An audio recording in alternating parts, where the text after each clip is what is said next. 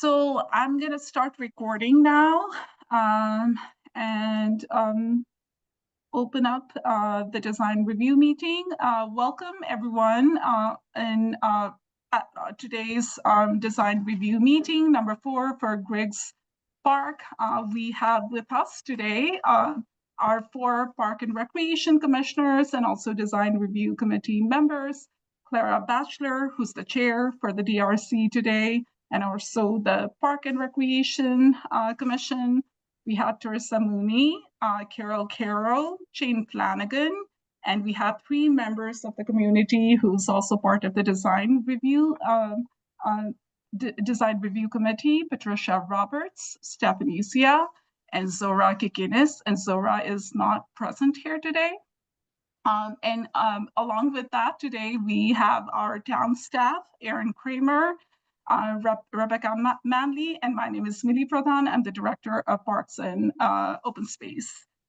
So with that, I'm going to hand over to you, Clara, to approve the meetings from last time, our 3rd design review meeting from September 4th.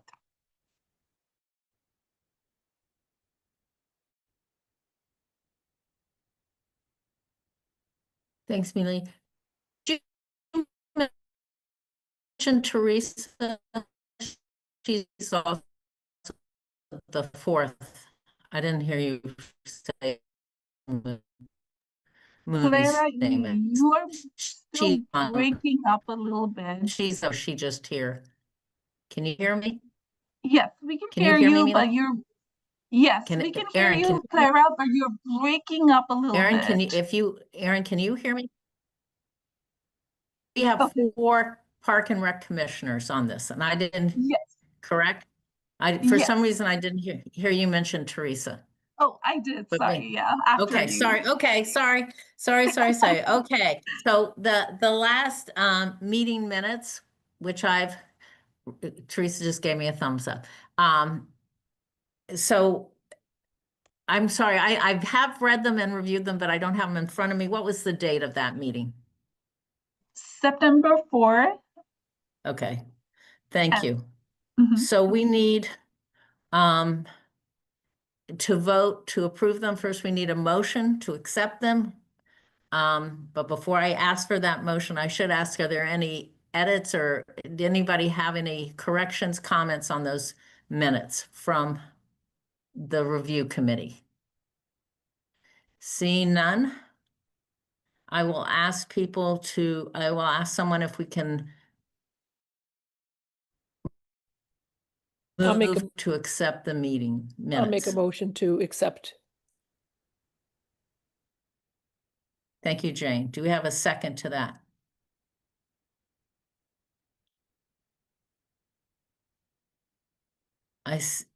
Did everybody unmute there? Carol, do you want to second? Do you want to second that? I finally unmuted. Thank you. All right, so I will call people as I see you on the screen. And I'm a little embarrassed to say I may miss someone who's from our design committee. But anyway, so I'll start with Carol. Yes. Thank you. Jane. Yes. Can people hear me? Thank you. Teresa. You're breaking up a little. Yeah, you're breaking up. Yes, and I would say you're breaking up a bit. I'm going to move rooms after I take this. Teresa, did you say? Yes. Maybe if you turn off your picture. Okay. And thank you. Steph, thank you. I will do that. Millie, will you continue calling the roll? I'm sorry if people can't hear me. Yeah. So I think next one was Stephanie. Here. Patricia. Yes. I think we went through, I I think Jane and Carol was called, right? Yes, And yes. Teresa. Okay, okay. I think we have everyone. Okay, so everyone has voted yes, so the minutes are approved. And now, I hope you can hear me, Erin is going to start the presentation. And you're muted, Erin.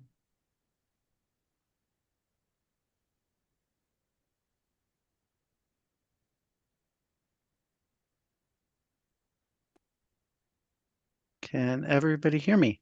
Yes. Yes, we can hear you Perfect. and we can see your screen now, Erin.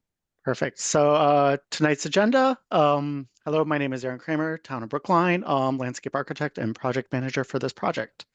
So tonight's agenda, we already went through the call to order and the voting in the last minutes. We'll quickly review the project goals and priorities, provide a little bit update on the timeline, briefly skim through what we heard at the last couple of meetings in Survey 1, and then spend a little bit more time on presenting Survey 2 information from the last survey that was just sent out. For the recap of the existing conditions, I have it in here. I may skim through it very quickly just because we have a lot to cover. But if anybody has any questions, I can easily go back. Revised concepts, we're going to take this a little bit out of this order. We're going to talk about the entrances at the end because we will not be voting on them tonight. So we will be looking at play area layout, play equipment, natural landscape, including the trees, amenities, entrances, and then green dog in that order. And as we do items where people are we're looking at feedback, we'll have opportunities for individuals of the community to speak at each one of those items. As a quick note, due to the large number of items and to keep everything, to give everybody the opportunity to speak, we will be instituting for each one of these a 2-minute timer. So if you're a member of the public and it's time to speak, you will have 2 minutes to talk about each item. We will also have time at the end for general comments and further discussion. Okay, so we're in a design review. This is called out in town bylaws under section 316.2. Capital improvements. Why are we looking at Griggs Park? The last time this park was renovated was in 2015, or it has been in the CIP since 2015. The last time this park was built in 1997. Play equipment has reached the end of its design life and is currently not universally accessible. Project goals for this project: provide a universally accessible entries and pathways throughout the park, provide safe and accessible playground equipment for all ages, celebrate the natural character of the park, conserve the existing wetland and trees, plant the next generation of trees and plants, improve the existing drainage system to help mitigate flooding and increase resiliency, and to upgrade the existing amenities of the park to provide flexibility in use. Project timeline. We are at project meeting number 4. The last meeting, we said that January 8th was going to be our final meeting. However, given that we still haven't finalized a design, we've added a 6th meeting for March 5th. What this also means is that the park probably will not be going into bidding and award until 2027. And so we would be looking at construction start instead of 2026, spring of 2027.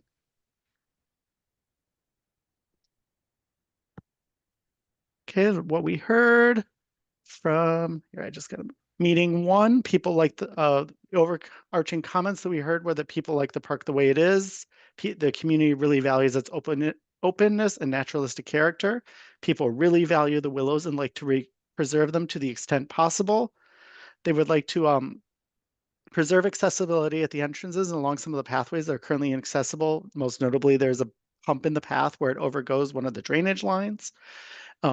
Address drainage concerns and concerns with mosquitoes. Other things that came up were that the green dog program at the park is well loved, but there are some conflicts between dogs and other park users. Provide additional shade at the playground. The playground is mostly used by younger children, and the loop path is well used and well loved. From survey 1, the last survey, we had 443 responses. 82% of survey participants from the first survey walked to Griggs Park.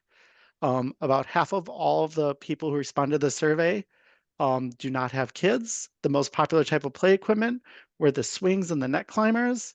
Most people wanted to see a natural looking playground. Many of the comments also kind of rehash what was said in meeting 1. People wanted to keep the park natural and the same, and that there were some conflicts between kids and dogs. Meeting 2, similar theme to meeting 1. People would like to preserve the park the way it is. There was some conflicts between dogs and children. People would like to see no additional fencing added to the park. There was a desire, some people at meeting 2 to look at adding a boardwalk, which we did in meeting 3. People were opposed to the idea of a 9-foot path anywhere in the park. So as you'll see and later on, we voted on a much narrower path at the last meeting. And users of the play equipment during the daytime includes several daycares that bring their small children to the playground for playtime. Meeting 3, the last meeting on September 4th, people do not want any additional programming for the central wetland area. So that was from meeting 2, the talk about the boardwalk.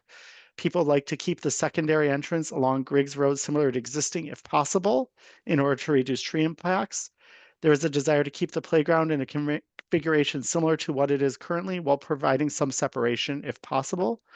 The committee did vote on the option to have the playground outside of the path. So I'll be presenting 2 tonight that you will see that kind of has both of them provide separation. One is closer to what the committee voted on, and the other one is closer to what is currently in the park.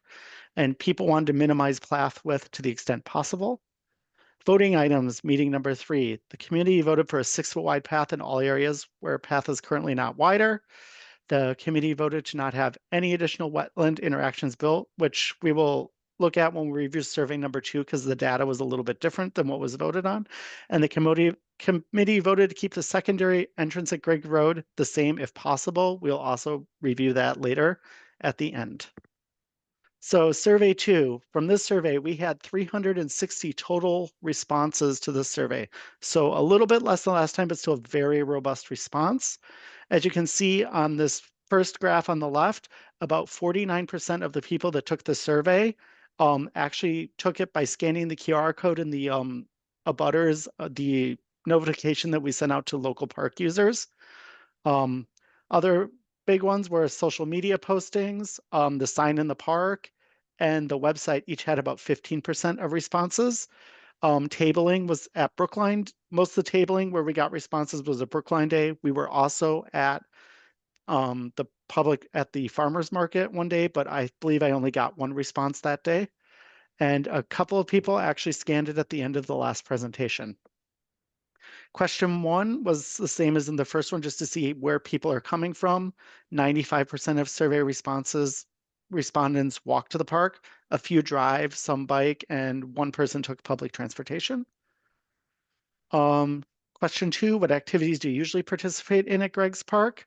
Walking was very popular. 82% of respondents walk around the park or use the park for walking. Playground was the next most popular thing at 38 people responded that they use the playground. Green dog, about a quarter of park users. Other and family gatherings, each a little bit around a quarter. Some of the other breakdown of the other category, and these were responses where there were multiple on a theme. Nature and bird watching, 8 people. General other ones was like 1 or 2 had an item. Otherwise, we'd have like 14 categories, 12. 12 people said they picnic. 14 people said they read in the park. 3 people said they scooter and bike. 19 people said they just like to sit on the benches or the lawn. 11 attend for socializing and community events. And 15 come for sports or tossing a ball. Age ranges of children, again, as shown in some of the survey data, the biggest number was 174 people said that this was not applicable to them. Other than that, 2 to 5 was the biggest group of children who used the park, but they were all pretty well used.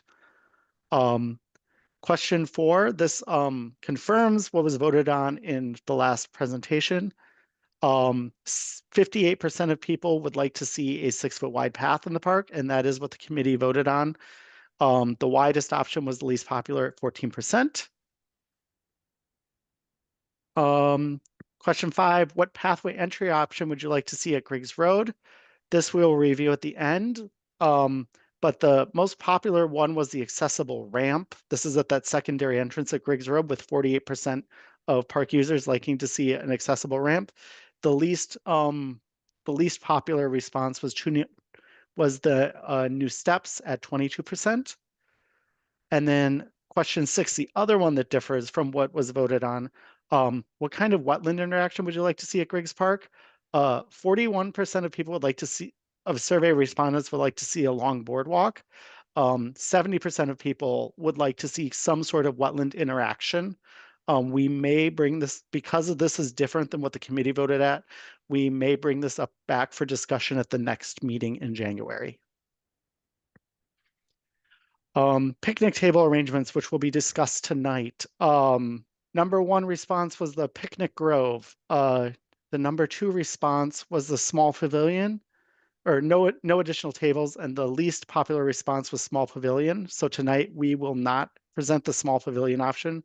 We will present picnic grove and a couple of other options. What kind of adult fitness activity would you like to see? 38% of response would like to see none of the above. The least popular was a smaller scattered fitness equipment, followed by basketball, and then multi-use outdoor fitness. We will review this tonight at the end of the presentation as a voting item, but a small majority, 2% of people would like to see some sort of adult fitness activity at the park. What kind of play equipment layout would you like to see at the park?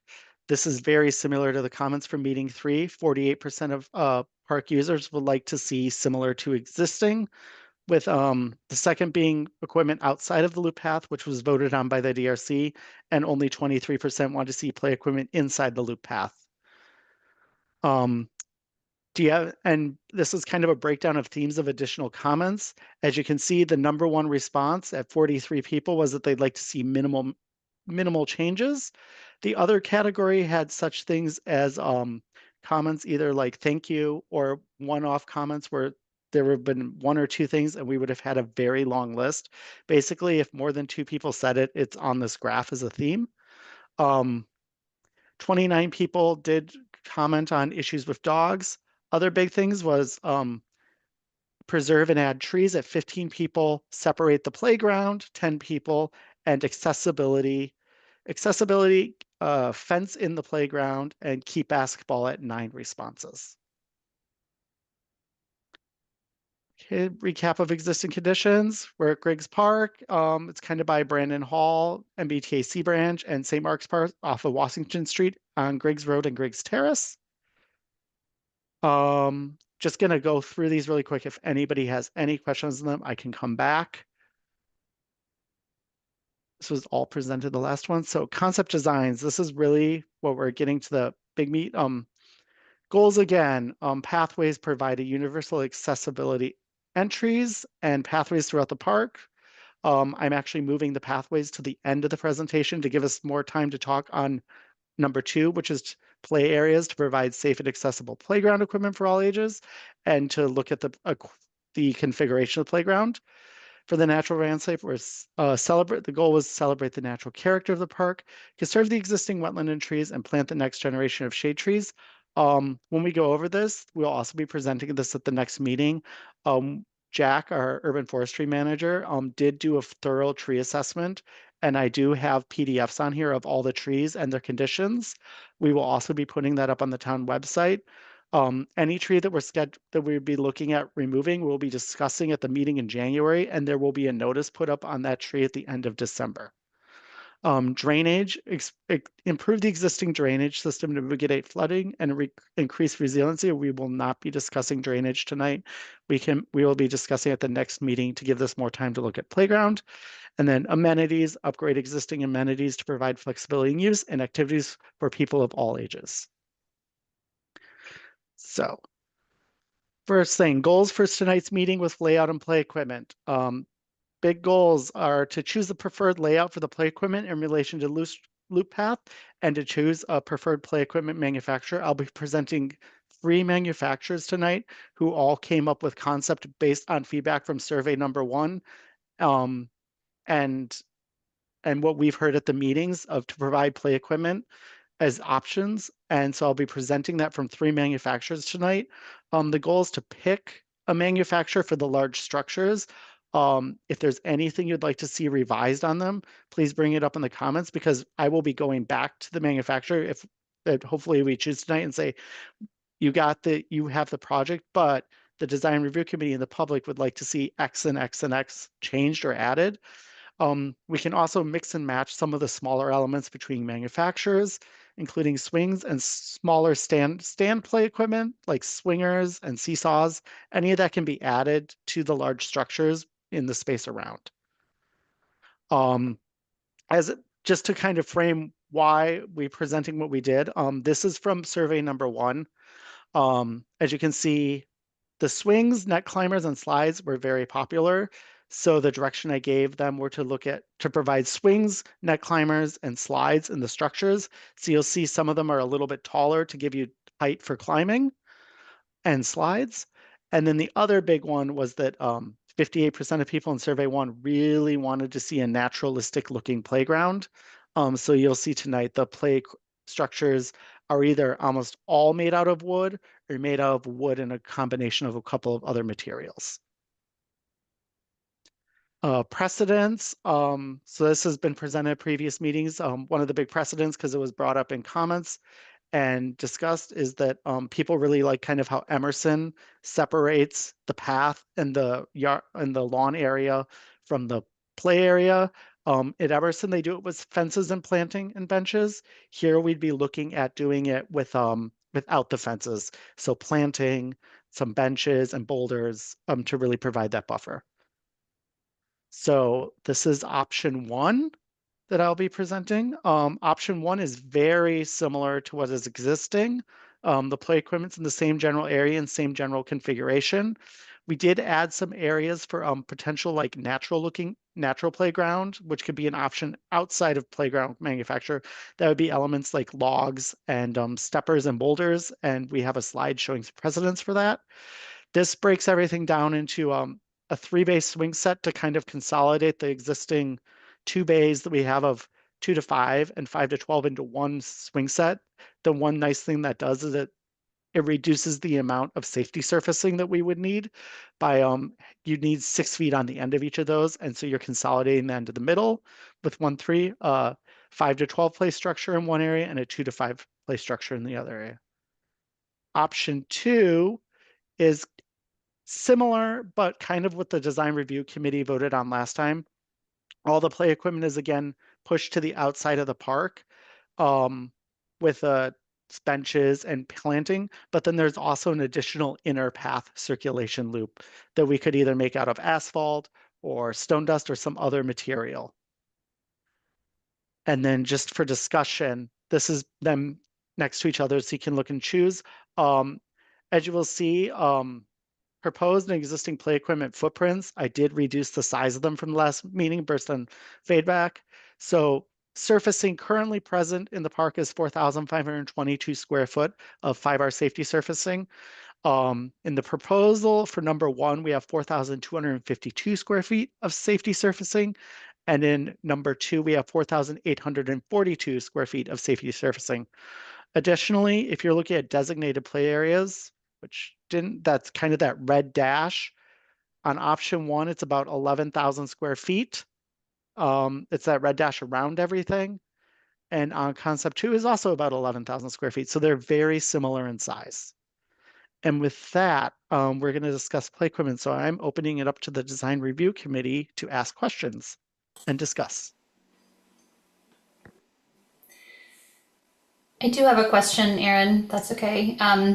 Wondering about the swings in the middle and just worried about kids running back and forth between the play structures, and if that is possible to shift to like the left side to avoid those kinds of conflicts. Because of the existing trees at the back of the left side, I could shift them, but we would have to bump the path out into the grass area. And I know everybody wanted to keep the grass area as large as possible. Because swings, as you know, are very deep and they're kind of a fixed thing. You can't really push and pull the depth of it. So I could look at moving them, but then the path would shift. Just so that we're not impacting those existing trees.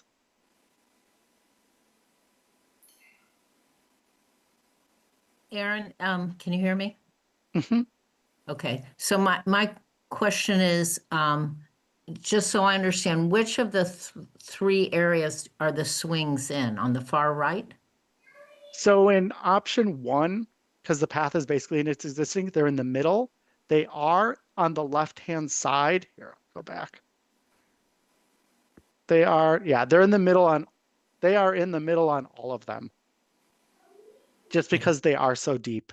On option 2, it'd probably be a little easier to shift them off to the left than in option 1. But I can shift them in either one, but just know that I would have to bump the path in to the green space just to accommodate the width of the swings. Okay, all right. I And have then a question. Carol has, I was just about to recognize you, Carol. Carol has her hand Thanks. up. Well, I looked at this when I got the thing in the mail during the week, and I can't locate the sandbox. I don't have one shown. We can discuss if you'd like one or not. It's very easy to add a sandbox. It's 10 by 10. It doesn't have a lot of spatial requirements. I think a sandbox is pretty special, and we should consider adding it. Was that in any of the questionnaires about whether to keep a sandbox? I know they have sand there now, so they don't need us, It was not. you know. Okay. Yeah, I have one other, go ahead, Carol. I'm done. Okay. That also, Aaron, you show stones or boulders rather on an area above area 1 and area 2 in the first option. Mm-hmm. And if you could point those out to people so they know what I'm talking about. Can you see my cursor?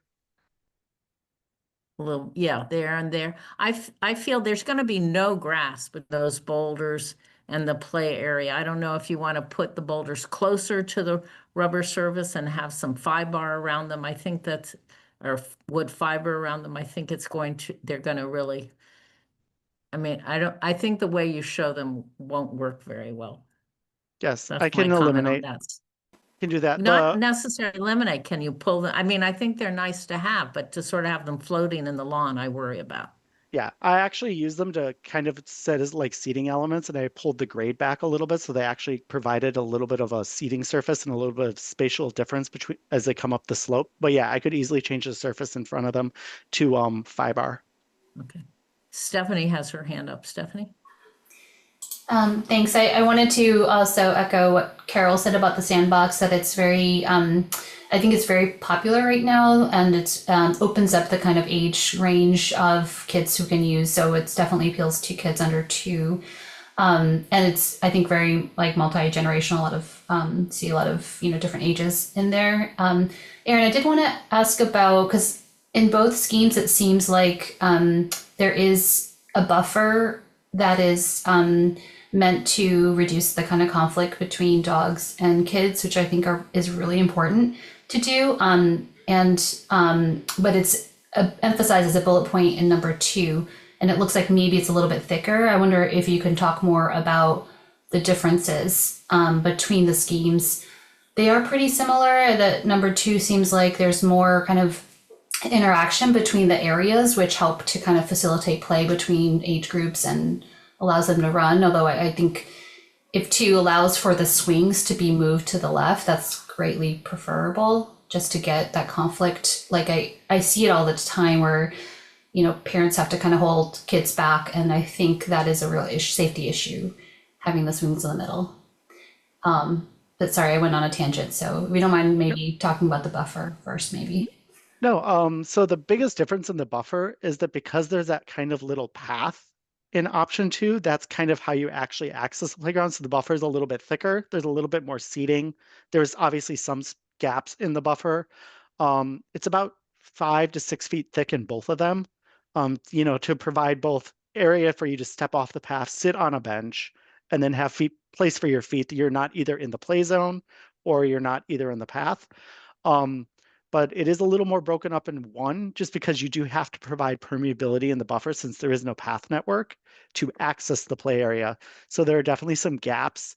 Right here's one, where there's like this 6 foot wide gap for you to actually come through here as a path. it kind of functions, the buffer is kind of has a gap as in the buffer to function as the path for which you access playground. Whereas in this one, really the entrance points are really right here and right here. And then this here is pulled back a little bit further. Whereas it's all 6 feet. Aaron, it's really hard to see your cursor, so can you point that out for people again, I think? What you Yep, just did right. with your cursor? Right here, can you see the red circle? Yes. Yeah, so here at this is the 2 to 5, because this 2 to 5 doesn't need as much play area, I was actually able to pull it back here. So this is actually a wider buffer here. This is more like 10 feet. Here, it's the 6 feet and the 6 feet. Let me just clear. And then here's how you access on this one. And then on this one, you have to access through paths that are cut kind of into the buffer that function as pathways. They're about 6 feet wide. So are there any other committee members who have questions on this? I don't see any hands. I have a couple other questions about this. The buffer you said were plantings and benches and stones. What, and I see trees, which I think is great for Yep. the shade, et cetera. But my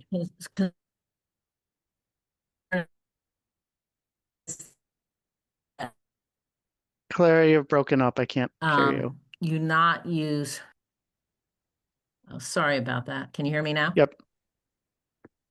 I'm concerned that you don't use shrubs or perennials alone as a buffer because they will just get run over. Correct. Did you? I'm not envisioning that? Okay. Yep. I wasn't envisioning using any shrubs or perennials just because I think having them survive and because people want to walk through there where they can. I would really just be looking at taller things like trees and then physical objects like boulders and benches to provide the buffer. I wouldn't be looking at, since we're not adding a fence, I would not propose planting perennials or shrubs in that buffer. Okay. Stephanie, you just raised your hand again. Stephanie? Thanks. I'm noticing the proposed trees in the lawn area, which I think right now is pretty heavily used as for kind of sports play. I see soccer out there. So I think it is kind of valuable to maintain open lawn, especially adjacent to the play area. I do think shade is very much needed in the play area. It's fantastic. But I think those trees could maybe be shifted to the boundary, so kind of at the fence line on the outer edge. And then there's the planting in between, which Emerson has birches, which are kind of smaller canopy trees, but they still do provide shade.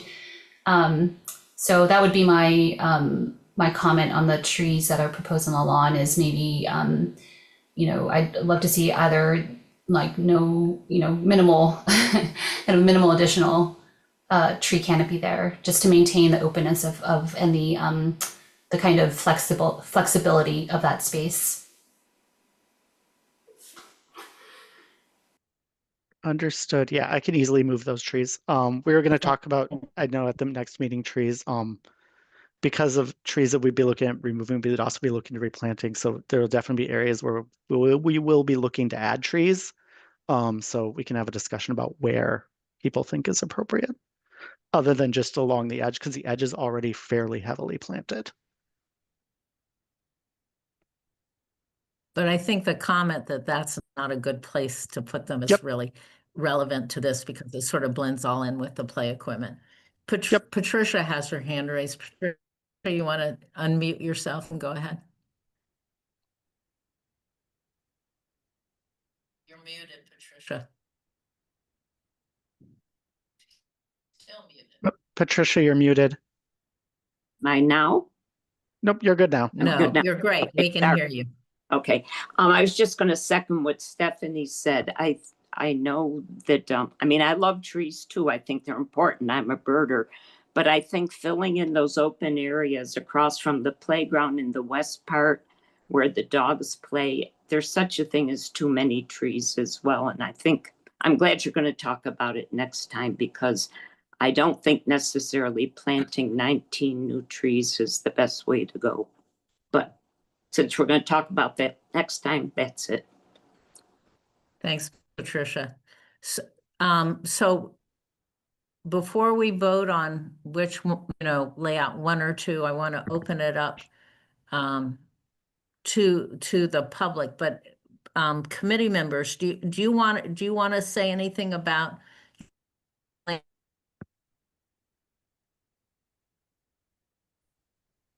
one or the other? Are you drawn to one or the other? Do people have comments on that of the committee?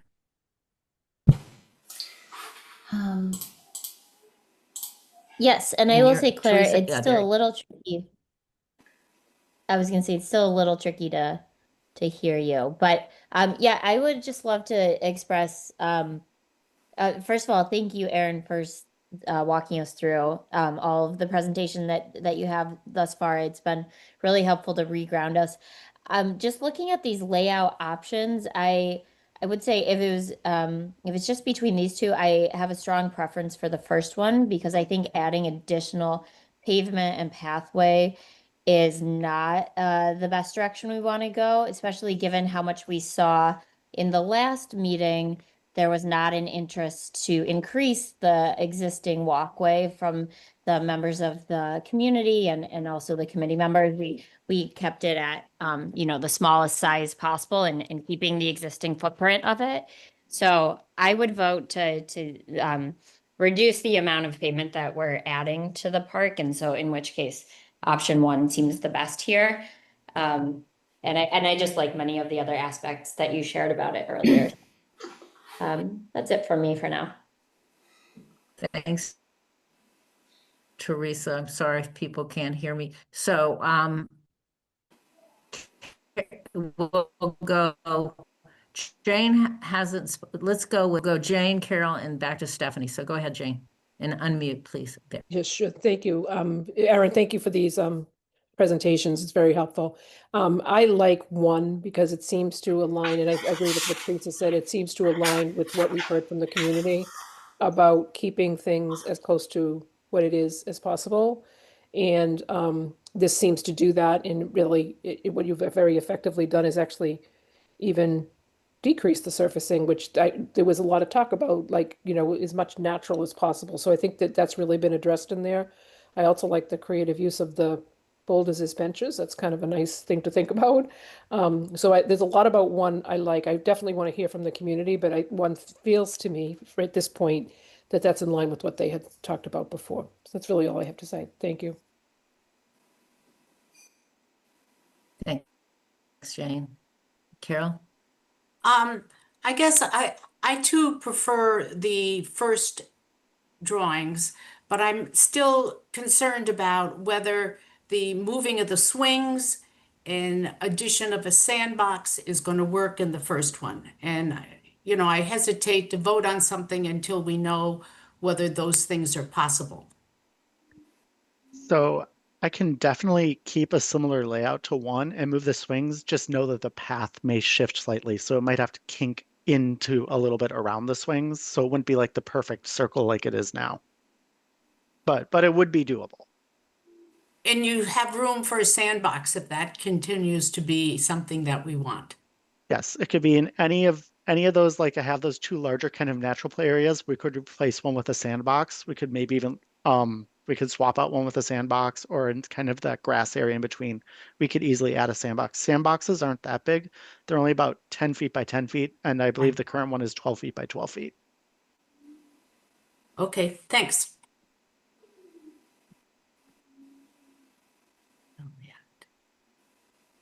Okay. Stephanie? I think Clara said my name. Yeah, okay. So I do think that so I'm trying to kind of get to the core differences between 1 and 2.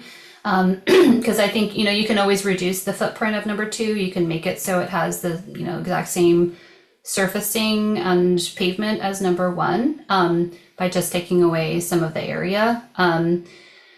But I would say I greatly prefer not having to kink the path. But I think number 2 is a better play design in how it facilitates more kind of interaction between the zones. And so, and then, I think kind of essential is moving the swings out from the middle section of the play area. So, yeah. Thanks, Stephanie. So, Erin, can you hear me now? Yep. Okay, thank you. So, should we go to the committee, to the general public who's attending with their hands up? Clara, Patricia has Is there her any hand committee up. member? Oh, Patricia, do you have your hand up again? Just a quick question. Yes, Patricia, go ahead. Do both concepts respond? I mean, I don't have a dog or children, but I certainly see the dog children issue as something that has to be addressed. Do both concepts address that equally well? I think they both address it in that we get the path not running through the middle of the playground and that there is a buffer, like there's a physical and a visual buffer between the playground area and the rest of the park, which should reduce that conflict. So there aren't more open areas in concept 1 that dogs can run through than there are in concept 2. And There are a few more just because there isn't that inner circulation path. You have to provide access to the play equipment. So you need to have at least a 6-foot wide opening to each one of these play areas from the path for accessibility. Okay, thank you.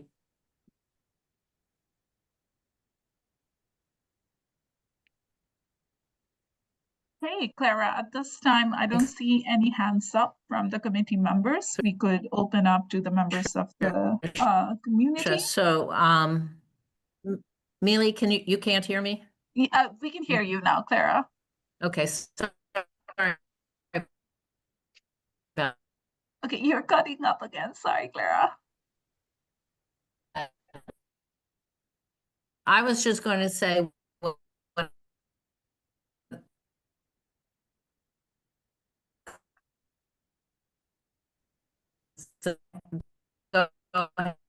ahead, Mealy or Erin. Okay, so I think, Clara, you might be saying, let's open up to the committee members. I'll take that as a yes. Yes. Okay, perfect. So we have 2 members of the community with their hands raised. First one, Shushma. You should be able to unmute yourself. And as Erin noted earlier, if you could please keep your comments brief within 2 minutes, that would be greatly appreciated.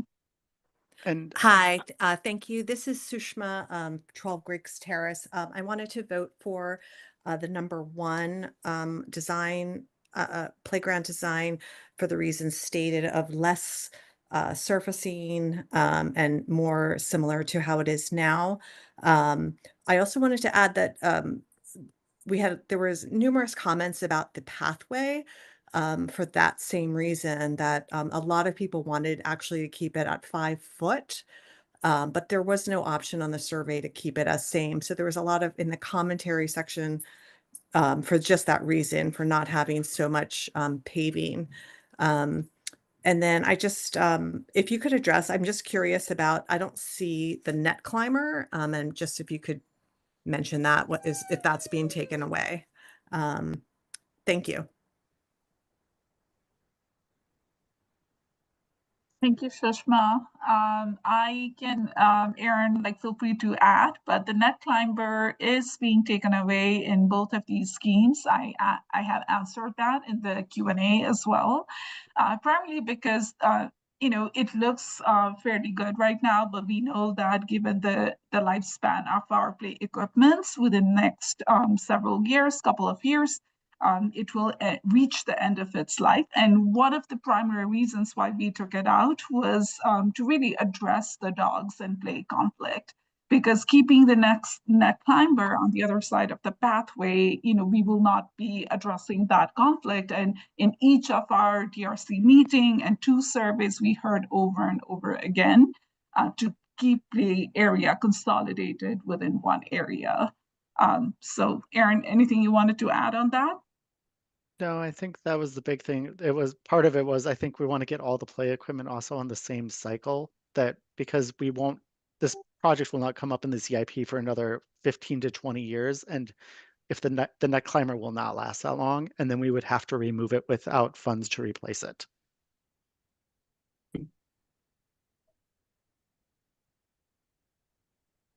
Oh, okay. Can you hear me now? I've moved. Yes, Clara. Okay, so should we go on with, I see Ken Hertz's hand raised? Yes, Ken, I'll make you, you should be able to speak, Ken. Yeah, hi everyone. Ken Hertz here. Also 12 Griggs Terrace, the husband of Sushma. And thank you for the meeting. Can you hear me okay? Yep.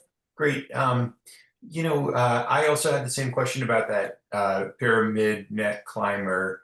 If that is removed, does that mean that will be replaced with just a continuation of the grassy area? Because it is sunk down about a foot or so now with wood chips. So I guess they'll be repairing that to just all grass. Is that right? That would be correct. Okay, great. And then I had another question about also the path. If there was a way to keep it at 5 feet, which apparently is the width of the sidewalks in the neighborhood. And regarding the accessibility, does each of the 3 entrances need to be accessible, or is it sufficient to have just one accessible entrance? For the playground? Because we're only for the park itself. Oh, we will talk about the end of the presentation. Oh, okay. So, and then regarding the playground, is there, it was hard to tell from the 2 drawings, but in terms of separating dogs and the children, is there a fencing involved there, or is it just plantings, or how is that barrier going to be set up? There would be no fencing because everybody has said that they do not want any additional fencing. So we would just be looking at using benches and some ornamental shade trees, kind of like probably birches or similar shorter trees, and then boulders. Okay, great. Well, thank you so much. So the next person with their hands raised, if you can, I moved. Can you hear me, Mealy? No. Yes, Okay. so I think it's MF Meyer. Yeah, hi, thank you. It's Michael, and I'm at 81 Griggs Road. I have a few questions. The first is a comment, and I agree with both the previous speakers to try and keep the path at 5 feet, which it is currently. And again, there was no option of that on the survey. And the only other thing I see of the two proposed plans, when you look at the actual square footage of the playground area, it looks like you've increased it by 2.5 times. The current playground equipment takes up about 4,500 square feet, and now you're over 11,000 square feet. So why is there such a big increase in the playground footprint? So that is actually not the playground area. That's actually just kind of if you were to draw a box around the outside of all the structures, the actual footprint of the orange shown on the screen is 4,800 square feet on number 2, and on number 1 is 4,252 square feet. So it stays the same. Okay. So it stays about the same. If I were to draw a box around the existing playground, including the net climber, it would be over 11,000 square feet because we're using about the same width in concept 1, but then you'd have to go onto the other side of the path. Okay, great. Thank you. So Ezra Newman has. Hi, I'm Ezra. I'm at 25 Fuller Street. And I just also wanted to speak out in favor of keeping the path width at 5 feet if possible. Thank you, Ezra. The next person I see the hand raised is Lynn Fishman. Lynn, go ahead. Here, unmute.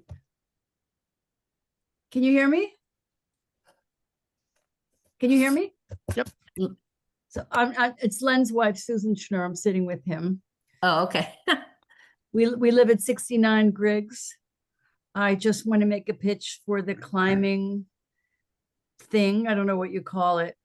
But I go through the park daily, and older kids, that's always where they are. It just feels like it's a big population that will be lost. If that is lost, I don't know if it has to be in the playground area. But it just spans a big age group of kids who are always on there. So if, Aaron, isn't it correct? You'll have schemes which have climbing and net climbing features. They just won't be outside the path. Is that correct? Correct. So there won't be a specific net climber like that in the concepts, but all of them do. The play structures that will be showing in the next part do have climbing elements to them, unlike the other structures that are currently at the park. Great, thank you. I also like number 1 layout. Okay, the next, I'm just going to go in order that I see you. Susan Mulsky. You're muted, Susan. Yes, thank you. Can you hear me now? Yes. Yes. Okay. I also wanted to say that I agree. I would love to see the path kept at 5 feet. That was not an option offered on the previous survey. And since the vast majority of people walk around the park, and very few people, I think it was 3 people actually said they ride bicycles around it, 5 feet would be sufficient for everyone. If we can keep it the same. Also, of these 2 options, I prefer to keep it to as close as possible to the existing layout. So that would be option 1. Thank you. Thanks, Susan. The next person with their hand raised is Andrew Shallett. Andrew? Hi, thank you. A couple of comments. I also would prefer to keep the path at 5 feet. If the committee really thinks that the community prefers 6 feet, maybe you could put that in the next survey and have a survey that gives 5 feet as an option. I chose 6 feet in the survey only because 5 feet was not an option. I picked the smallest one. A couple other comments on the current swing area is all the way on the left and it fits there. And so I'm guessing that the swings wouldn't fit all the way on the left because of the need for the buffer space that's being added. That is And correct. I wonder if it's possible to do anything to make the buffer thinner there, because it really doesn't work to have the swings in the middle.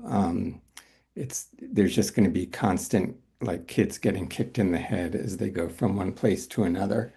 It'll be a nightmare for parents. In terms of the net climbing structure, I agree it's a fabulously popular feature. And one of the things that's really nice about it is that it's a little bit more of a big kid feature, and it's like a feature that it has separation from the rest of the playground. But it's porous separation. I'll also add that was added in between capital improvements. So it's nonsense to say that we wouldn't be able to replace it in 10 years. It was added, 8 or 10 years ago in between capital improvements. So it's certainly possible to replace it. Thank you, Andrew. I think in terms of replacing it, the concern was that we were told that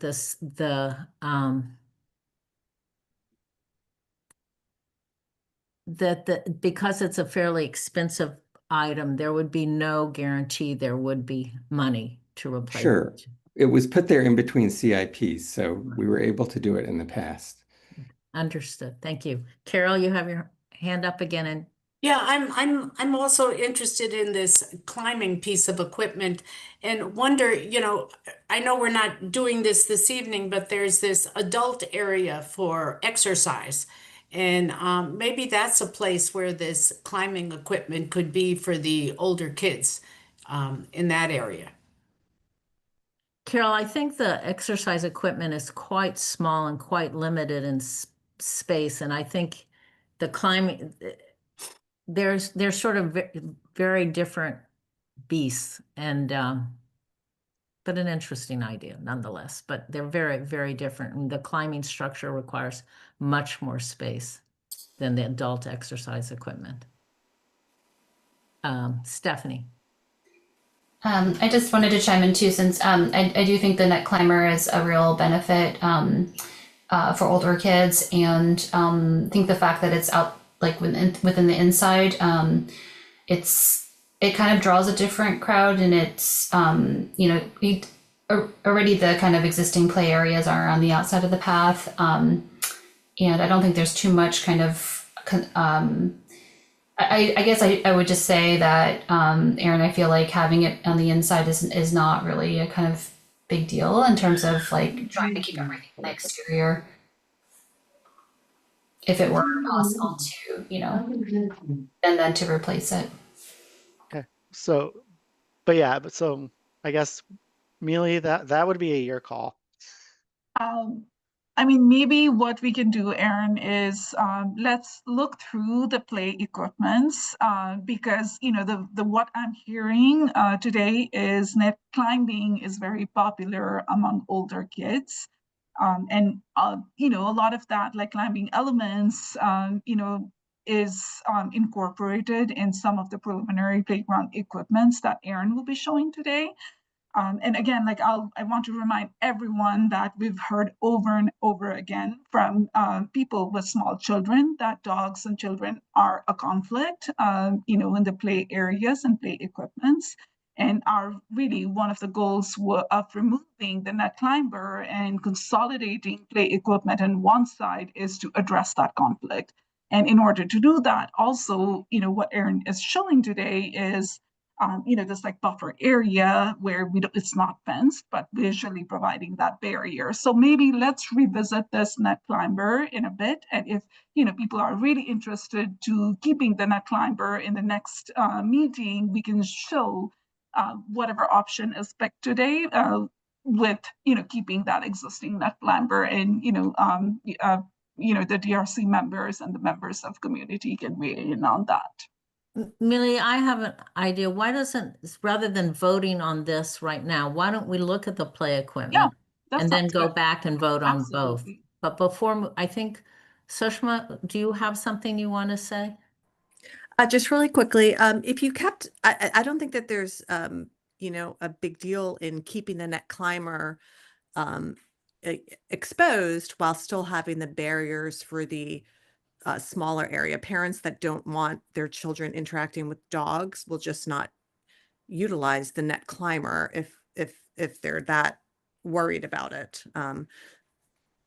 That's all. Thank you. Okay, so Aaron, do you want to go ahead and show the play equipment so people understand how net climbing activities can take place? Sure. So these are some of the precedent structures that we really looked at, and kind of what I gave to play equipment manufacturers. As you can see, all of this is very natural looking.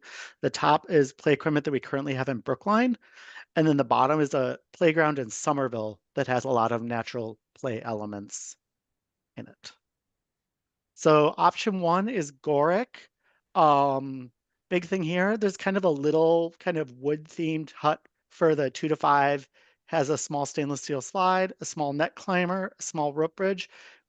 This is a very small structure. We could easily add individual elements around the play area for this, for little kids, like play panels or some talk tubes or some other elements if the committee would like, if we go with this manufacturer. The 5 to 12 structure has a large covered slide and a smaller uncovered slide. There are net and climbing wall structures on it. And this one is kind of a hybrid structure in that there's wooden elements and there's stainless steel elements, most notably in the poles and the slides. And once again, because this is a large structure, we could add smaller elements around it. Option 2, Richter. Richter does custom playgrounds. So this is what they proposed. So the nice thing about Richter is we could change anything that you would like. All of it is wooden. The 2 to 5 that they proposed is several small playhouses, one of which is elevated with some elements down below, like there's a play table. There are also some small wooden spinners and ride-along animals. The 5 to 12 structure, it's a wooden play structure. It has a rope bridge for the climbing element. There's also a wooden log climber and a stainless steel slide. And there are a couple spinners, and there are also some like kind of bouncy bounce play panel below. Let's see if I can get the annotation underneath the tall structure by the slide. Number 3, Compan, they actually provided 2 different options for 5 to 12. So this is just the 2 to 5 equipment. All these structures are wooden with some steel elements. For the 2 to 5, they had some play panels, kind of a play panel area, and then a small boat imaginative play structure, as well as like a traditional posted platform structure with a slide and a standalone spinner.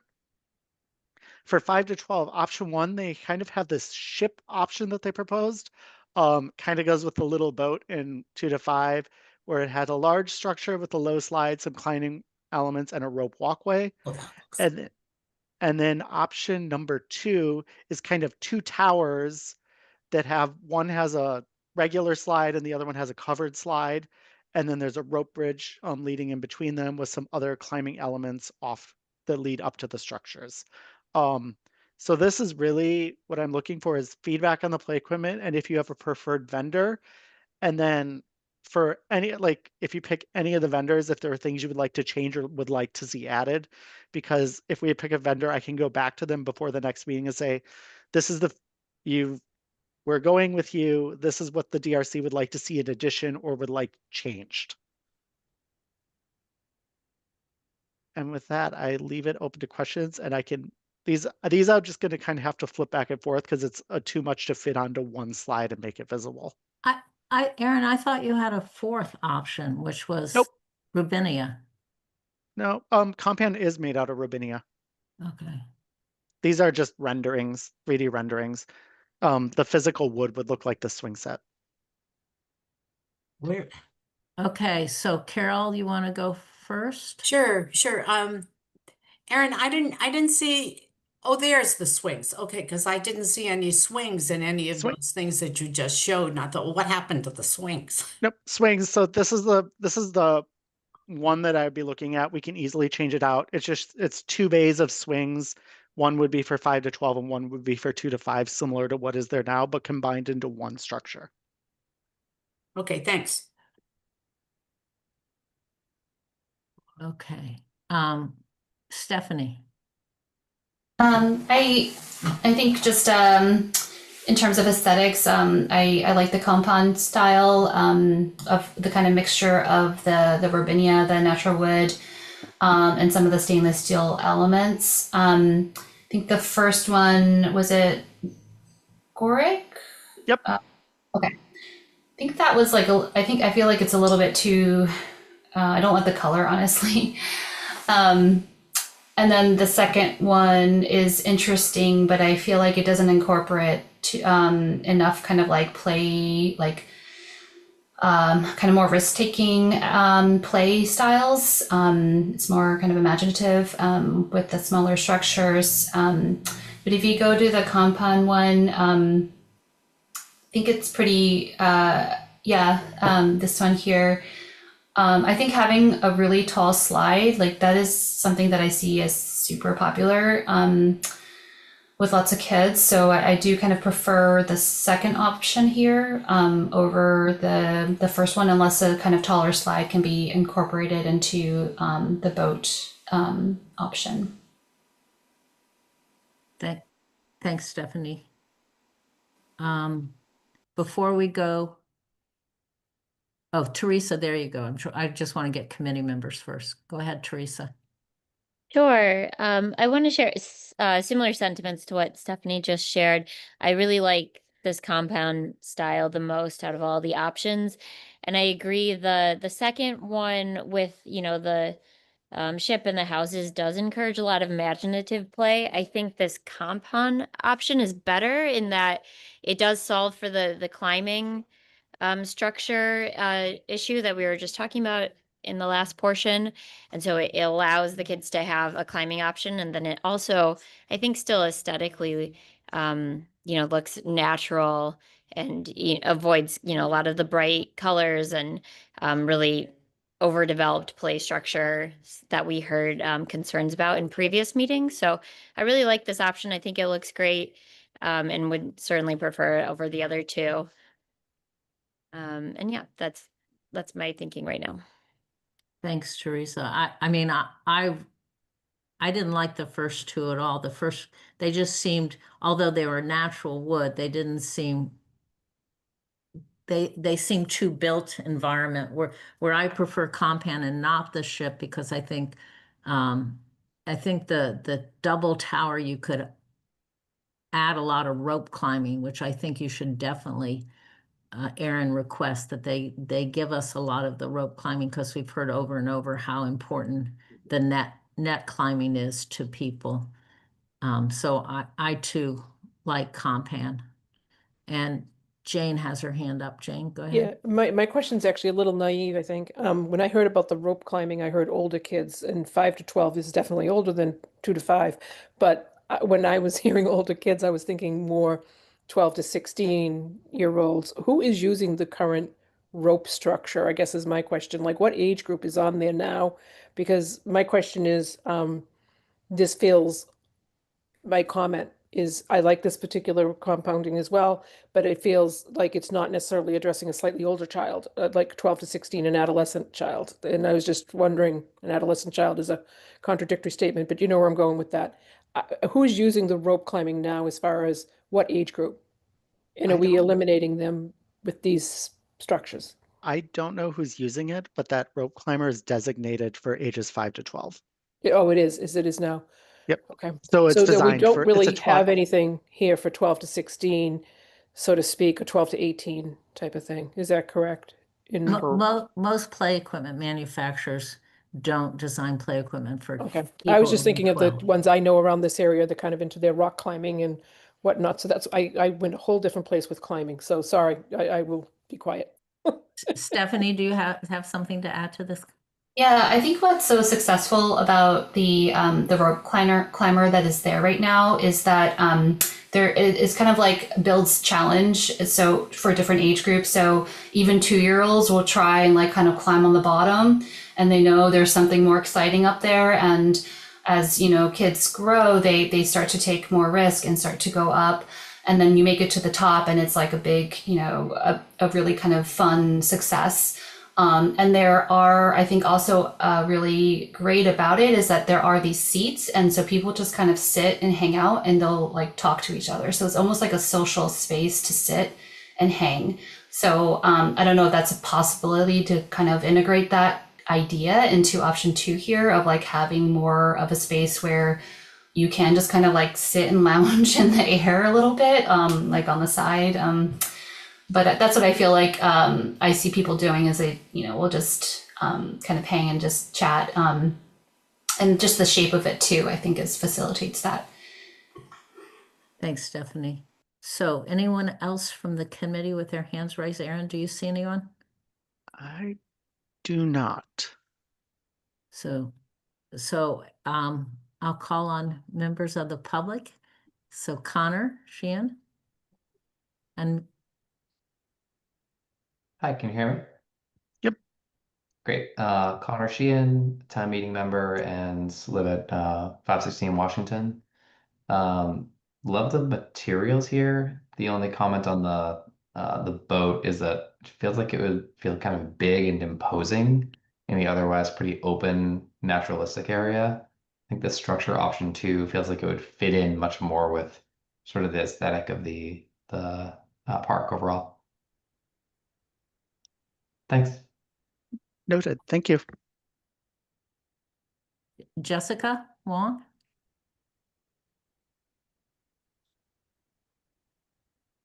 It's 103 Griggs Road. I have a 5 to 12-year-old at home. I showed her the slide. She voted for the boat. I have to agree, it looks very cool. Anything you can integrate as far as like, I agree with the tall slides are preferable. I don't know if there's any way you can mix in any of the other elements that are desirable in that, but I just wanted to, get a vote from the source user of one of these equipments. Thanks. Thank you. Ariel Maddox? Hi, Ariel Maddox, 64 Griggs Road and town meeting member. And my kids have grown up playing at Griggs Park. My 14-year-old was listening to part of this with my husband, and they had to drop. They were in the car, and was really sad about the rope structure going away. I do think that the description of like that something to look up to the different kids across the ages, there's something really special about the way it's also so open around. So it really accommodates a lot of children and that ability to sit and hang out. So I do think that's an important piece to capture in whatever design we land on, of something that gives that kind of comfortable space for kids to have those ranges of play. So. Thanks, Ariel. Sushma? Your hand's up. Do you want to unmute? Hi, yes. I'd like to vote for the Compan of the options, the Compan option 2, for some of the reasons stated. The boat seems a little bit too dense and would block maybe sight lines compared to this. And I want to again reiterate keeping of the net climber. Thank you. Thanks, Sushma. Andrew, your hand's up. Go ahead. Yeah, hi. I first like a question, or I don't know if it's a question or a comment, but it seems like the playground is currently not really used by 11 and 12-year-olds or even 10-year-olds. It's for smaller kids. And I'm just wondering, is it intentional to try to expand the age range of the kids to bigger, larger, more independent kids? Because that'll really change the nature of it. If when older kids are there, maybe they play on the swings, but everything else is very low profile. And then related to this, all of this equipment, I love that it's wood, but it's much higher profile than what's there now. And so I think people should realize that it'll really change the character of that space to have such big structures there. Thank you, Andrew. Lynn Fishman, you want to unmute? Yes. Hi, everyone. 69 Griggs Road. I agree with the point that Andrew just made, that all of these choices are higher profile. I guess for that reason, I prefer the second option of compound. It feels a little less imposing than this very large ship that I'm afraid may get old quick, although I'm reluctant to disagree with a kid who weighed in via his or her mother earlier. The other thing, I want to go back to the points that Stephanie made about the web climber. I think she really nailed it in terms of what it offers to kids. And as we've heard from a number of people, I think putting that or keeping it where it is will not deter the major effort to separate the primary playground area and dogs. And I don't think you're going to be able to replicate within any of these other structures the kind of experience kids have on that web climber. So I think it would really be worth keeping it and having it separate as it is now. Thank you. Thanks, Lynn. Michelle Rosen. Hi, everybody. Thank you for the presentation. It's very informative. I want to echo Len and I believe Andrew's comments. I think a lot of this equipment is very big and imposing. And again, it just moves away from the character of the park. And I actually would love to see other playground equipment options. I have to say none of them are that appealing in my opinion. And so I guess if I had to go with any, I would recommend the first option. But yeah, I think all of them are just really would change the character of the park, which I think we all agree we'd like to try to keep the same. Thank you. Thanks, Michelle. Aaron, do you see any other hands raised? I do not.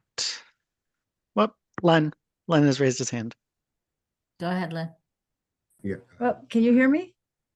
Yep. Yes. It's Susan Schnurr.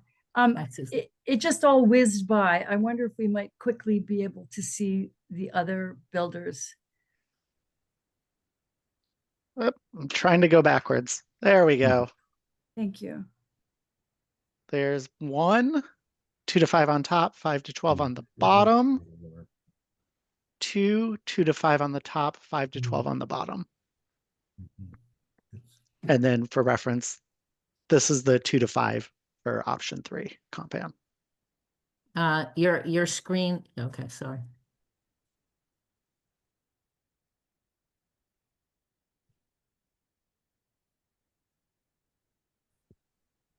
Ken Hertz has his hand up.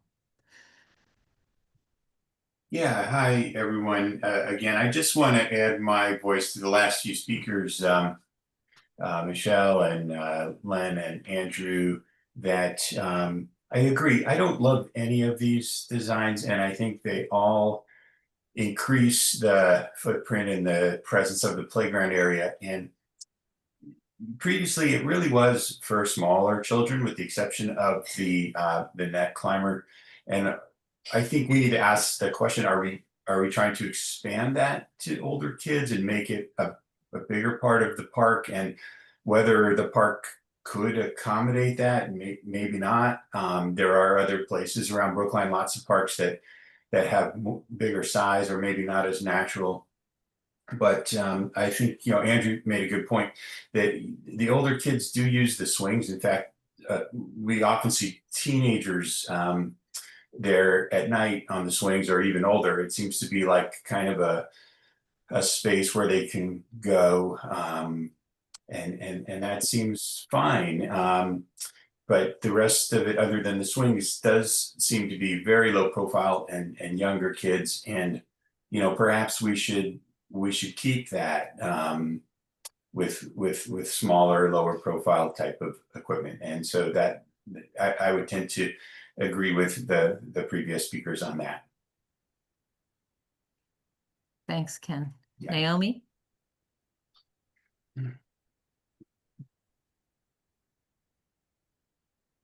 You're muted, Naomi, if you're trying to.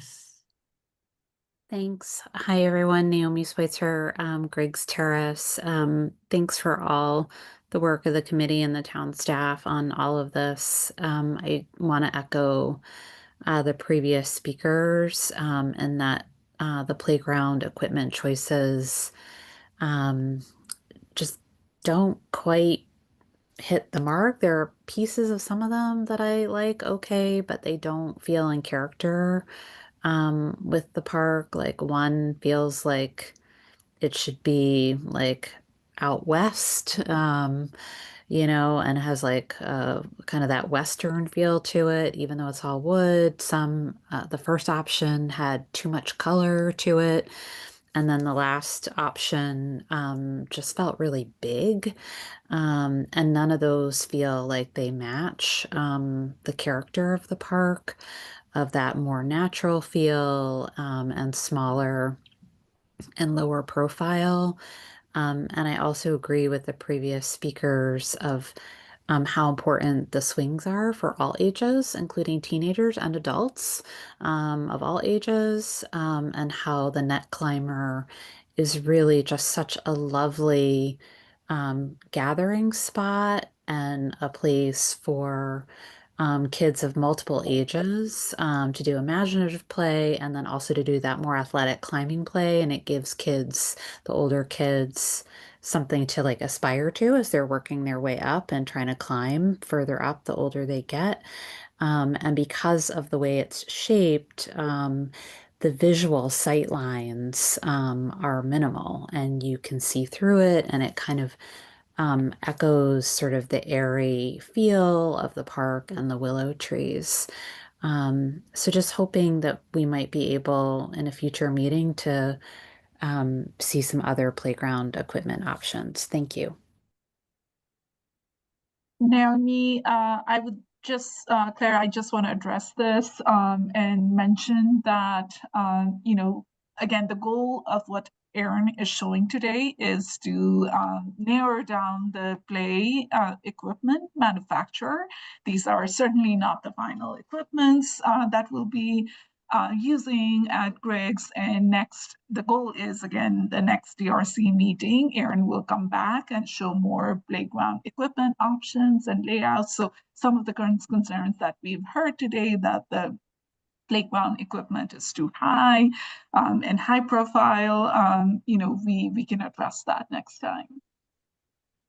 Yeah, and I would just like to add that they gave us because it's interesting that Compan, which seems to be the favorite one, although none are really that favored, they just gave us ones that they had done for some parks, and that I think Erin can be quite specific with them and tell them what they want. I've worked with Compan in many other parks, and they can do much more open, much more non-representational, many more. I mean, they could do a much better job. They just didn't want to put the work into a job that they weren't told this is your job. Spend hours. What do you think about the playground equipment?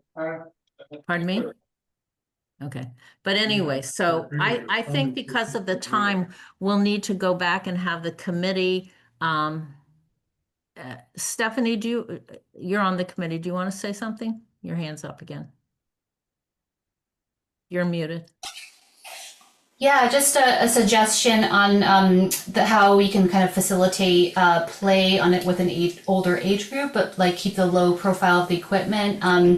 Wondering if something like the kind of like water play equipment that is, you have like these stainless steel tubs and you can manipulate water. Anyway, that's something I've seen in other playgrounds that has been really successful. But it's a different kind of play than like risk taking or swinging or sliding and spinning. But I feel like it's an appropriate option here for a kind of more imaginative, creative play, but it keeps the low profile and it does expand the age group that's beyond what's currently there. I will say, go ahead. Go ahead. I will say the park currently doesn't have infrastructure to support water play. If we were to add water play, we would have to drain it into the road. So we'd have to cut into the road to drain it. We'd also have to add electrical and beef up the water line. So it'd be a much larger infrastructure project to add water to this park. So I think because of the time and everybody's had an opportunity to make comments, please send additional comments in to Erin. They will be duly noted, but because we need to vote on the layout of the play equipment. We need to vote on, do we want to explore one of these play equipment manufacturers more to see if they can give us what we want. So let's go back to the layout, and I'm going to ask committee people to vote on one or two. Can you go backwards, Erin? Okay. So can I have a motion from someone on the committee to propose one or the other, and then we'll vote on that? Sure. I'll make a motion to to take a vote on the play equipment number one. That's similar to the The existing. layout. We're voting on the layout, not the layout, play. the one that's similar to existing, number one. Thank Correct. you, Jane. Yep. Do we have a second? Second. Thank you, Carol. So I'm going to call on the committee as I see them. If people could put down their hands, that would be great because you don't show up on this. Okay, I'll do it. Thank you. So as I see you on the screen, Jane, Yes for one. Stephanie, No, I'd vote for 2 if there's going to be a kink in 1 to accommodate for the swings. okay, thank you. Carol, Yes for 1. okay. I have to, don't see the other people. Hold on.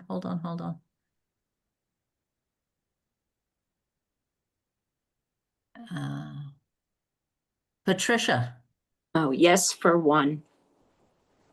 okay. And I vote yes for 1 as well. So did you count? Did I miss any committee members? This is Teresa. Teresa, and I vote Oh, yes. Teresa, sorry. Go ahead, Teresa. Okay, yes. Thank you. Yes for 1. Okay, so that was, I think, 5 for 1 and 1 for 2. So And I actually, think, Zora emailed Patricia, in her vote for 2. say that again. Zora emailed in her vote for option number 2. Okay, thank you. Jane, you have your hand raised? I do have my hand raised because several of the people commented that they would like the path to be 5 feet, but they didn't have a chance to vote on that. Are we going to rediscuss that or anything there? Because it is true we voted on 6 feet, but 5 wasn't an option. So I'm just wondering if we're going to discuss that. Jane, I think we weren't going to discuss it tonight. I think it's certainly worth bringing back up when we talk about the entranceways, and the paths, we should discuss it then. Aaron, is that okay with you? Yeah, Perfect. I Okay, can. great. I just didn't want it to drop. That's all. Thank you. 5 feet really doesn't impact the design at all versus 6 feet. Okay. So, Okay. So it's a majority to pursue option 1. And then in terms of play equipment, we have, can we just call them 1, 2? Well, we'll you call named- 1 Gorick. Okay. We have 2 Gorick in number 1. Yeah. 2 Richter, 3 Compan. And if you have a slight preference for Compan, you could do A or B, A being the ship, B being the towers. Knowing that, and if you have any additional feedback, if you pick a preferred one, if you'd like to, any kind of direction, any direction would be great. Aaron, let's pick the manufacturer and then have people talk about what they want you to tell whatever one we pick. So do I have a motion from a committee member on what manufacturer they prefer? I'll make a motion for, we'll make a motion to vote on which manufacturer we prefer. I'll second it. Right. So yes. So do you have one you want to propose, Jane? I'll go with compound because that's the one I heard the most for. So I'm gonna go with that. Do we have a second on Compan? I would. Compan, sorry. I thought we were choosing between the 3. We are, and someone proposed, and the way we can choose between the 3 is to vote. Someone proposed that Compan was the one they wanted. So and so we're voting on that. And if we vote on that, that's the one. If people vote that down, we'll go to another manufacturer. May I ask a question after we have to get a second first? Sorry. So, and I think Stephanie seconded Compan. Is that correct, Stephanie? When you show that Somerville one, Aaron, what is that material? Robinia. So that's good. Go back so people can see what we're talking about. Please. That's the same wood as the swing set on the last slide. It's also the same structure that Compan would be. They sent me renderings, not physical, because it's not a built structure. But for both Compan and Richter, it would be Robinia. It'd be the same kind of wood material. So just to this one here, when I'm looking at these, we have Compan that's been proposed and seconded, and on the screen you're looking at now, the pictures at the bottom are Compan as it looks in a photograph, not in a drawing. Got it. Thank you. Okay, so I'm going to call on people as I see them. Jane?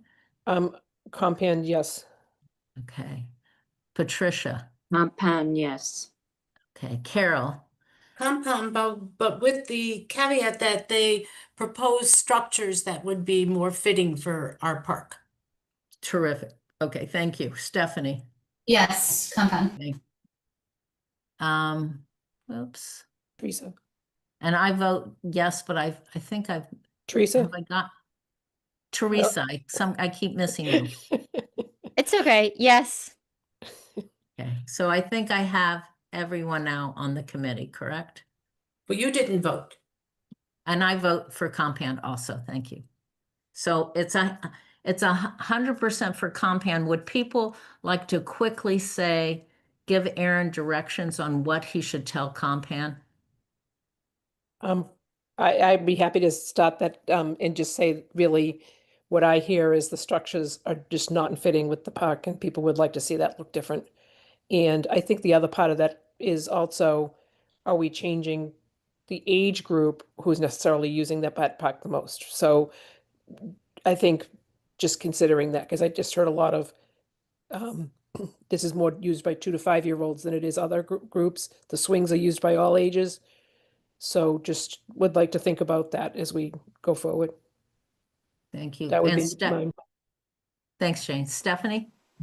I do think it is kind of a conflict between wanting to appeal to that 5 to 12 versus the profile, because that is height is really important, and that's, you know, getting that tall slide. And so I wonder if there's a way to kind of integrate one of those taller structures, the towers, with the slide, with a backdrop where it's not so noticeable, like within, you know, maybe the existing pine trees that are there. And then you maybe remove one of those other structures, or it's a smaller profile. So you're not having something that is feeling out of place, but it's more integrated into the existing setting. But you're still providing for that age group that's not currently provided for. Thanks, Stephanie. Any other comments on? Aaron, I would just like to add that I think it has to be very see-through and sort of blend in with the wooded area, and it needs to have a significant rope climbing feature, you know, rather than have 2 towers. Can you have 1 tower and then rope climbing connect? I know when you connect things that you don't have to have safety distance between them, but you could have a rope climber attached to 1 tower, etc. And I think they need to, I assume it will be fully designed, that they'll show us it in plan as well in elevation and how it fills up the space, etc. Correct. And I gave general areas because we didn't have a layout. So it was kind of general square footage areas. So Teresa? the shape Yeah. may change slightly based on play equipment, and I'll probably provide more than one option. Teresa? Yes, I think just giving them the direction that we are looking for, similar to what this picture shows, like a large climbing structure, in order to preserve that sort of play feature that we have at the park right now, which we've established will need to come out in the near future. So I think that, you know, the older kids being able to climb up high enough that it feels like a nice rope climbing structure for them to have that opportunity. And I would just say that, you know, there's going to be a lot of conflicts with this play structure, I anticipate, just given all the feedback we've gotten so far. But I do not necessarily mind that when people are walking past the park or driving down the street, that they're going to be able to see a play structure. It's you know, it's largely a playground. And so I think that it's okay that it's, you know, built up enough that we are going to have slides and climbing opportunities. I don't think we need to hide it within trees. So I just wanted to offer that opinion. I will also just reiterate that from survey 1, swings and slides and net climbers were the top 3 things that people picked. So I think that's why that big slide, why they all show these taller structures, because to get a good slide, you need height. But they didn't do such a good job giving us net climbers. So that I think they have work to do. Yes. Aaron, No, they definitely to have please work. us. And it's easier to give feedback saying, you've got the job, now you've got to win it with structures. Yeah. Because we can take the job away if they don't satisfy what we want, correct? Correct. Thanks. So I think the last thing that we want to vote on are amenities, is that correct? Correct. Let me go through all of this. Oh, the other thing, I guess there was a little addendum. All those natural play element areas that you saw around the structure, here's some pictures of some examples of those. Would we like to see that continued forward? It doesn't have to be as big as they were on the plan, but just kind of it's not really a structure per se. It's more of using boulders and logs and other natural elements just to provide a different play experience. They look good. Yes. I thought that I thought in the one we approved that had them, that we accepted that, but does anyone have, I'll go to the committee first. Did anyone on the committee think we hadn't approved some natural, can you go back to that picture, Aaron? Oh, yep. Of the play, the natural play? Keep going. That was, there. That's it. So did anybody in the committee think we hadn't approved these or doesn't want to see them? Has any? Okay, so I thought we Okay. assumed they were in. Okay, so I'll carry it forward. And I see a hand raised. Susan, is this on the natural play area or the? Yes, the natural play area looks great in that it fits what everyone has been talking about, that Griggs is a very natural, bucolic setting, and these little things that look very naturalistic are fun to play on, and they don't have a big visual impact taking over. So I think they are a good addition. But I just wanted to point out, because I didn't get to comment before, is I'm hearing that everyone wants to preserve the net climber, everyone wants to preserve the swings, many people want to preserve the sandbox, which goes back to the very beginning, that people like the park the way it is. So it seems to me if you kept all those items or upgraded those items that are there now, then you could just add and replace the small slide for ages 2 to 5, because the playground area is used by all of the daycare places around. So there's many little kids, and it seems like the way that this is going is that the playground area is going to be better for 5 to 12, and maybe not necessarily for those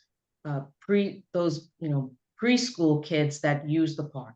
Okay, thank you. Thanks, Susan. I think part of the problem is things aren't being shown how they're laid out. So hopefully those questions are answered next time when you see exactly where the 2 to 5-year-old play stuff is and how because there is older kids stuff now where that ends up being. So I think a lot of those questions will be answered next time. And we did hear over and over again that nobody wanted play equipment outside the path, and different meetings we get different input. So Aaron will show us next time, having listened to everybody's comments today, and see if he gets close to what people want. So Aaron, do you want to move ahead to Yep. the different other elements, the vendor? No, we got the vendor, the amenities. Yep, I'm just gonna briefly say that I know these were invasives that we removed a lot of, especially why can't I think? A lot of the privet at the last Griggs Eat Rake play, and we did have a wetland specialist, and we'll bring this up at a later meeting, but they have proposed some native plantings that we can look at. Trees, these are in here. I'll put them up on the website. We will discuss these at the next meeting. This is all the trees in the park. Those are flowers. Okay, amenities. So the goal would be to upgrade the existing amenities to provide flexibility in use and activities for people of all ages. One thing you'll notice that I'm not showing is benches. Because there are so many dedication benches and they are all of the same style, we would be looking at putting all the dedication benches back where they are along the loop path and refurbishing them as needed. And then for new benches, we would look to match that style, if not exactly as closely as possible for all new benches. But I can have pictures of those at the next meeting. the main thing we're looking at discussing tonight and the voting items would be adult fitness and picnic seating, and do we want any additional picnic tables at the park? So for picnic seating, these were the three options from the survey, two options from the survey, and then no additional tables. The pavilion was not popular, both in last meetings and in the survey, so I have eliminated it. Option one would be a picnic grove, kind of clustering tables in the west corner of the park.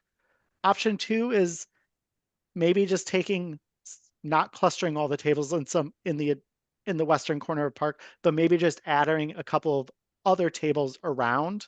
I don't have a plan for that because it would be zoomed out, but I think it would be a discussion of how many tables we'd like to have. Currently, there is one.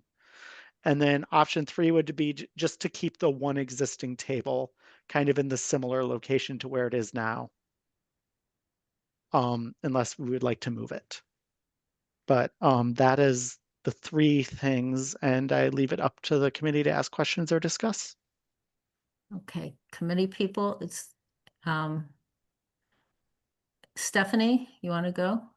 Yeah, I would vote for 2 additional scattered tables. The one that's there is kind of sad and it's not enough. I think you know, it does get used. I've used it for picnicking, and I'd love to have the option if it's being used to do so. Sorry. Okay, so I'm gonna just summarize that Stephanie is advocating for a few more scattered tables. Thank you. Patricia, you had your hand up. And you're Patricia, we can't hear you. You're Yes. muted. Can you hear me now? Okay. Yes. I don't think you should put any picnic tables in the west part of the park where people go to sit on blankets, to sit quietly in the benches, read, whatever. I think the activity should be kept where the picnic table is now and in the playground area, and preserve the quiet nature of the western part of the park. So I wouldn't put any amenities in the western edge of the park where Erin showed a cluster of picnic tables. Thank you, Patricia. Carol. Okay, I'm not muted. All right. I like the idea of a cluster of picnic tables because that gives families the option if they're, you know, want to have a birthday party or something in the park, that the tables would all be together. But I understand not wanting to put them in the western part of the park. So maybe if the additional scattered tables shown in 2 would be a cluster instead of scattered. Thank you, Carol. Stephanie, you raised your hand again. Do you want to go ahead? Yeah, I agree with Pat of keeping the western part free of tables, and that it would be nice to have more of a cluster near the play area. I know there are a lot of caregivers, you know, kids who need snacks. It would just be really helpful to have it near the play area to help with, you know, maybe there's some integration with the benches or something like that, but that's my suggestion. Thanks, Stephanie. Okay. Patricia, you have your hand raised again. No, I just didn't lower it. Okay. Any other committee members before I call on non-committee? I will, as a committee member, I'll just say, I think putting them near the playground is nice because people like to have snacks for the kids, and grouping maybe 3 together. I see no reason to have I think that's all you have is 3. I think if they were grouped closer to the play area, I think that would be fine. I don't really have a big, I think 3 is a nice number, but won't look overwhelming. So seeing no more hands from committee members, I will recognize the people who have their hands up now. So Connor Sheehan, do you want to unmute? Hi, Connor Sheehan, 516 Washington, town meeting member. This is maybe not specifically about the picnic seating, but about all the amenities that you just flashed really quickly. I'm reflecting on all of the conversations in the past meetings and also looking at the survey. I just did a quick count. It looks like 64% of the open comment, or sorry, 64 of the open comments, which is 37% of the open comments, are imploring us to leave the park alone as much as possible. So the fitness, the additional picnic seating, it feels like all of that is in conflict with what we're hearing from people, which is like, this is a pretty naturalistic park. It's pretty bucolic is a word that I love to hear. Yeah. How do we preserve that as much as possible? It's going to be by doing less, not doing more.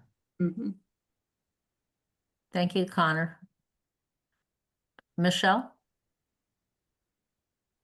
Hi, everyone. I completely agree with Connor. I think that we're just trying to make the park all things to all people, and that takes away from the character and what everybody, or the majority anyway, say that they want.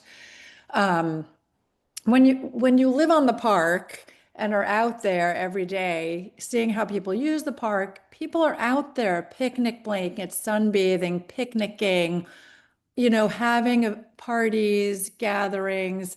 If we start to just keep adding stuff, that just takes away from like the beauty and the natural use of the park. And so I agree. Let's stop trying to do too much, and let's just try to focus on exactly what needs to be done from a equipment replacement or, bringing things up to code standpoint. Thank you. Thank you, Thank you, Michelle. Sushma?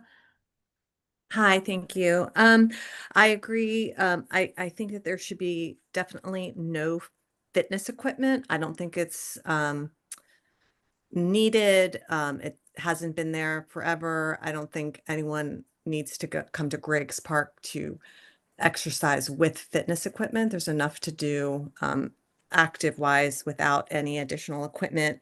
I don't think that we need additional tables. I think people have been enjoying it as is. On the rare occasion where someone might have a party, they could always bring a portable table, which people often do, and then remove it. Just having a cluster of tables is gonna, I think it would just take away from the open feel. Thank you. Thanks, Sushma. Susan Mulsky.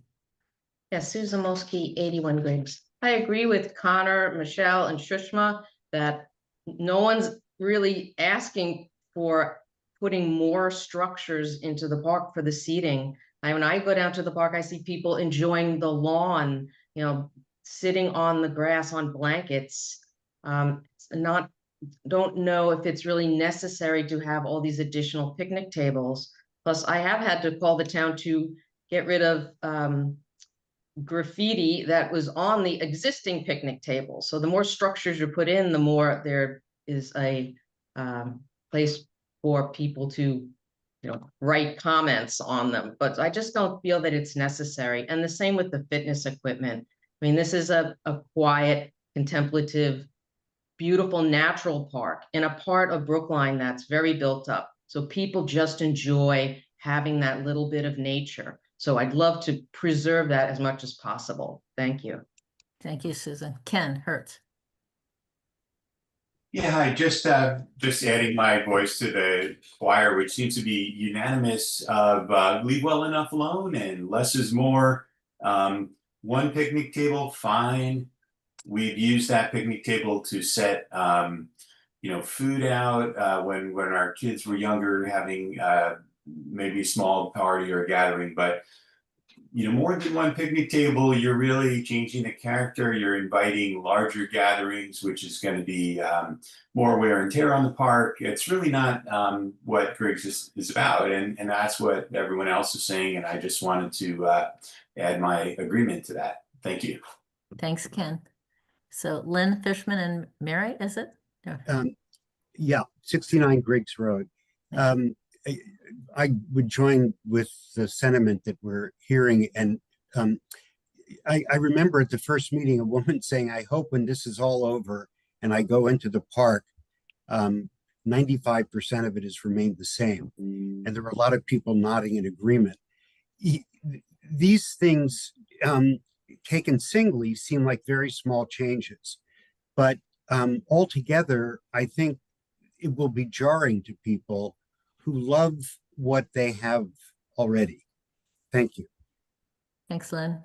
Naomi Schweitzer? Thank you. Just adding my agreement to the most current round of speakers. No more picnic tables.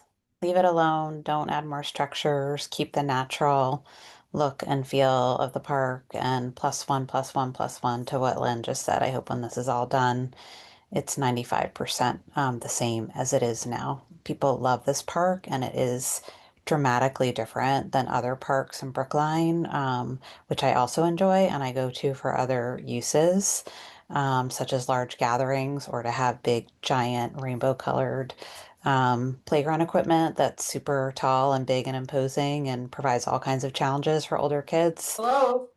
But that's not this park, and we love the park how it is. Thank you. Hello. Thank you.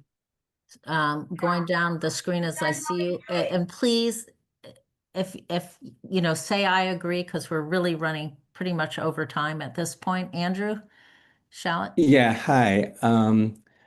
Right now, people use the spaces in the park for a lot of different things. When you have an open field, you can play catch, you can put down a picnic blanket and have a picnic, you can read a book.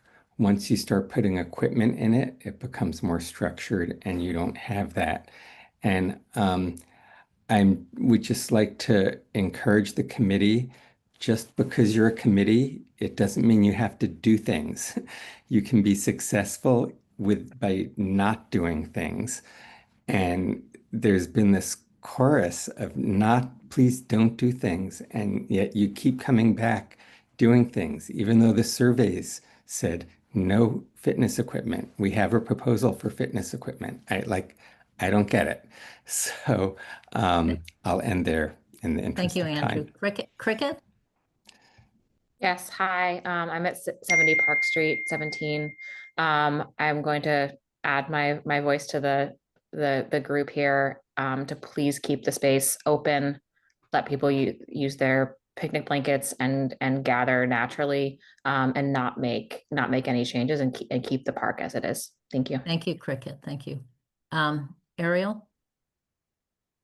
Thank you. Adding my voice to say I support and agree with seeking all the ways we can achieve simplicity and creating that openness for creative use of the space, because I do think we see consistent patterns around how people can come up with new ways to do things if they aren't provided a structure, but with a structure then become limited to what that structure offers. So I really think that simplicity, embracing that, is really essential.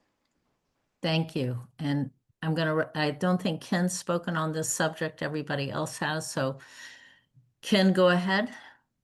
Unmute yourself. Oh, I'm sorry. I had forgotten to lower my hand, but I believe I did say that I was in agreement with the general sentiment here. Thank you. So I see people raised hands, but I think I've recognized everyone who had a raised hand. Well, actually, I haven't recognized Beth Jones for the last few times I've raised my hands, if I can say something. Oh, sure.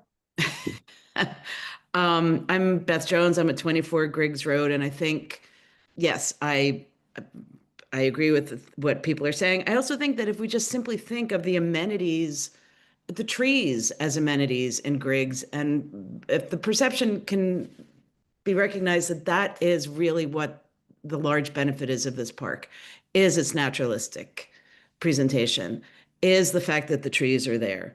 I think the only amenity that we really need to work on is the access to water. And I'm fine if there's another picnic table or two. I just think that that's it. It's the trees, the park, the grass. Those are the amenities of this park, and that we really don't need to add anything. And I agree also with Andrew that I thought that we had put to bed the idea of adult fitness equipment, and I was surprised to hear it mentioned this evening.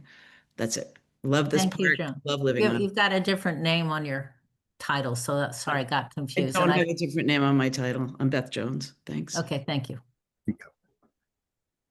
Am I on? Yes, go ahead. It's Susan Schnur calling. I just want to say that I agree with everyone. Specifically, it feels to me that the fitness component is gratuitous. Thank you. Okay, so Aaron, what did you want votes on? You want votes on the picnic table first and then the play equipment? Is that how you want it? So I was gonna do, this was supposed to be just picnic, but since everybody brought up both, I think you can just take a vote on picnic. No additional tables, additional scattered tables, a picnic grove. It could be in a different location.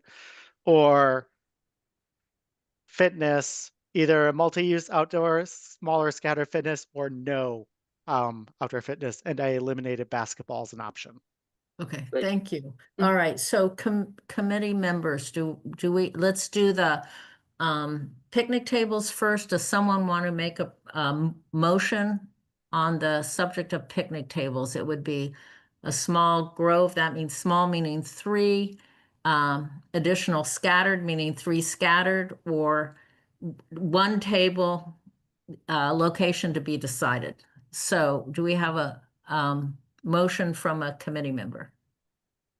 I'm happy to make a motion to vote on the picnic choices of Picnic Grove, additional scattered and or no additional tables. So are you gonna, you have to move one though. One We're of them, gonna- okay, then I'm gonna, because what I heard, no additional tables. So I'm gonna move the motion to be a motion for no additional tables. Okay, and do we have a second on that from a committee member? I'll second.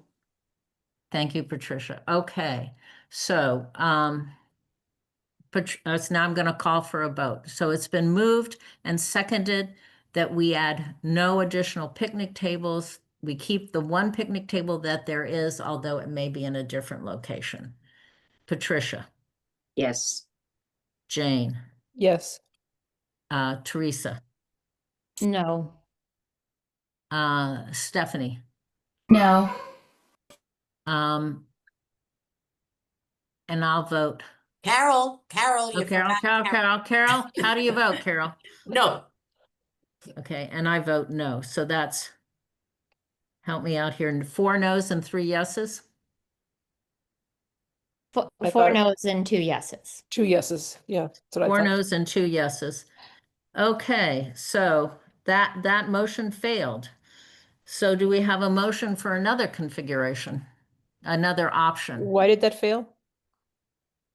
I do not believe that there should be no additional tables I added. think, oh, okay, I'm You sorry. have a majority for no additional, I'm confused. Oh, okay, no, I thought they voted no. You have to say yes if you're for the proposal for No, no. I'm sorry. I disagree that with the idea that there should not be additional tables added. I do think there should be additional tables added. Yeah, Sorry, so I didn't- that's why I got 4. I mean, I Oh, thought, okay, I was no okay, additional. let's revote. I think Okay, sorry, I people think there was some misunderstood. confusion.